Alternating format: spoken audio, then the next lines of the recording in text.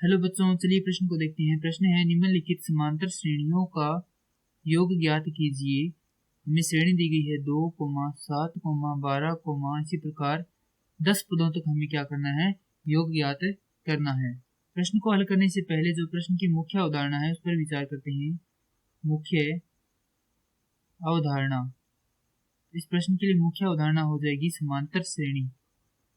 अर्थात हम यहाँ पर समांतर श्रेणी की जो परिभाषा है उस पर विचार करेंगे कि समांतर श्रेणी की परिभाषा क्या होती है। तो समांतर श्रेणी की परिभाषा होती है वह अनुक्रम जिसके प्रत्येक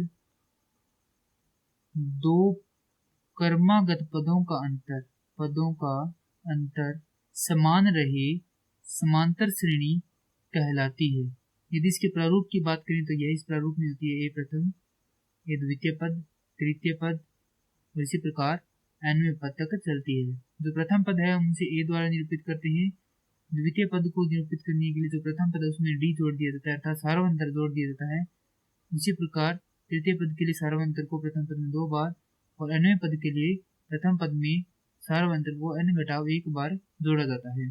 किसी भी समांतर श्रेणी का जब हम d अर्थात सार्वंतर ज्ञात करते हैं उसके लिए सूत्र होता है an घटाव a n घटाव 1, जहाँ n बराबर 1 नहीं हो। अर्थात यहाँ पर हम यदि n का मान 2 लेते हैं तो यह कौन सा हो जाएगा, द्वितीय पद हो जाएगा। उसमें से घटाइए कौन सा, प्रथम पद। यानी कि कोई भी एक पद लेते तो उससे पीछे वाले पद को घटाकर हम किसी भी समांतर श्रेणी का सार्वंतर ज्ञात कर सकते हैं।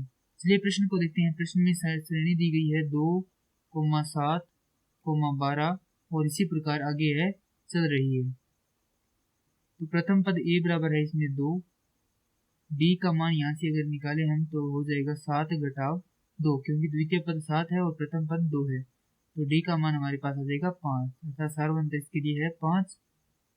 अब हमें ज्ञात क्या करना है, 10 पदों तक योग ज्ञात करना है। अर्थात हमें n का मान दे दिया 10 और किसी भी समांतर श्रेणी के n पदों के योग का सूत्र होता है Sn बराबर n बटा 2 गुणा में 2a जोड़ n घटाव 1 गुणा में d। अब हमारे पास n का मान है S10 बराबर 10 बटा 2, यहाँ 2 गुणा a का मान है 2 जोड़ n का मान है 10 घटाव 1 गुणा में d का मान है 5।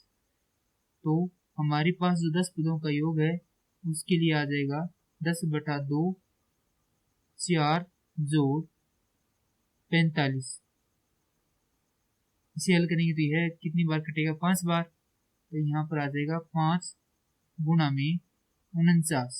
तो 10 पदों का जो प्रथम 10 पदों का योग है वह हो जाएगा 245 और यही हमारे प्रश्न के लिए सही उत्तर है। मैं आशा करता हूँ कि यह प्रश्न आपको समझ में आया होगा। धन्यवाद।